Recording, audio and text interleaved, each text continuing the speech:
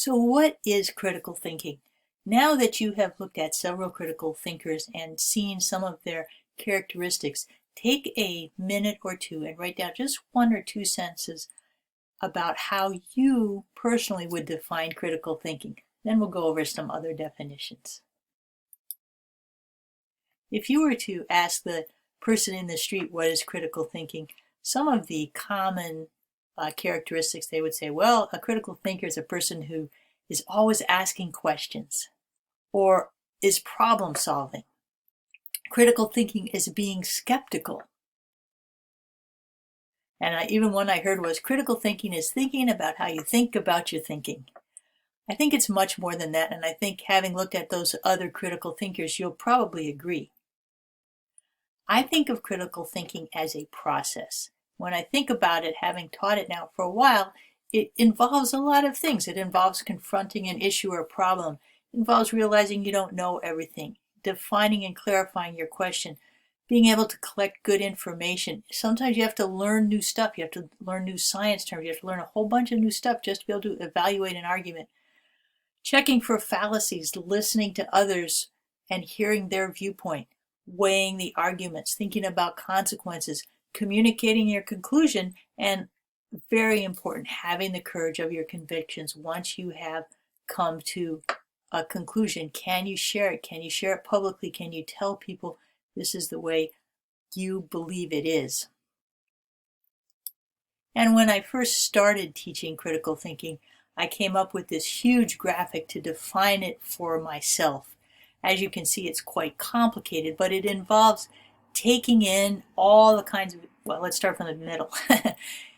Coming up with a question, defining your question, knowing what you want to figure out, then bringing in all the information you can from so many sources, gathering it, evaluating it, applying all these different skills, statistics, skepticism, perseverance to this information, filtering that, all that stuff through your question, considering these things like significance, like bias, coming up with a solution or an idea or an answer, and then figuring out how you're going to disseminate that information again.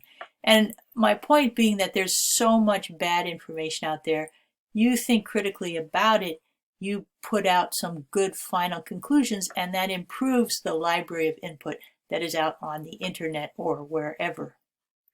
But of course, this is big and complicated and hard to describe in an elevator if you're saying, oh, I'm taking critical thinking. Oh, what's that? Well, you can't go through all this. So happily, another author named Colin Seal wrote this book, Thinking Like a Great Definition of Critical Thinking, which I just so love. His graphic, as you can see, is much simpler.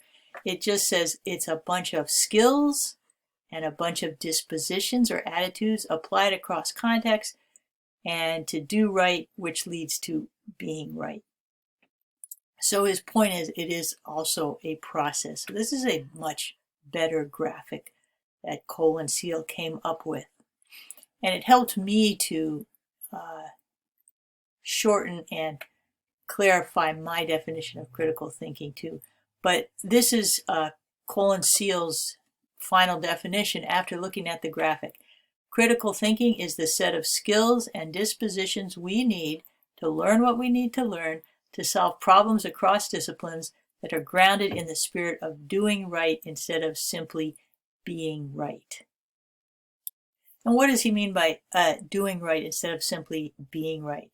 In his book, he gives a simple example. He was doing the dishes with his daughter, and he said to her, could you please pass me that cup? And instead of passing him the cup, she said, it's not a cup.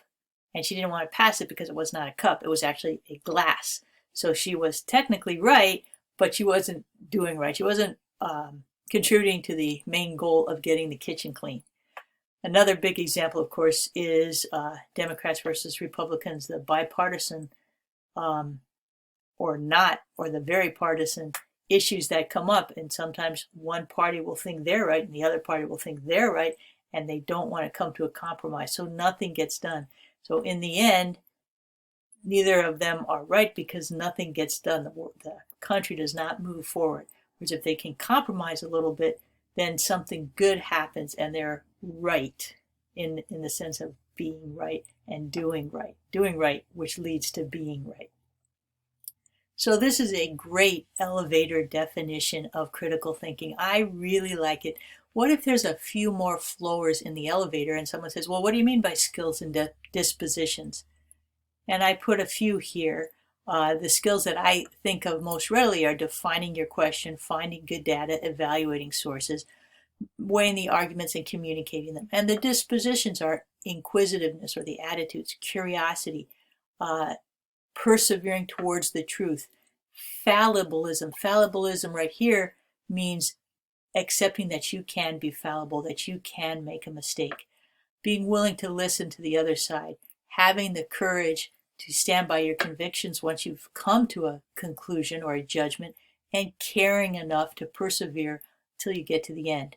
So you use these skills and these dispositions to solve a problem and do good.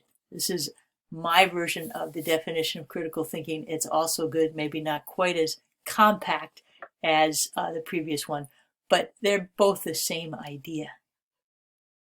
So after watching this video, how has your personal definition or your way that you look at critical thinking, how has that changed?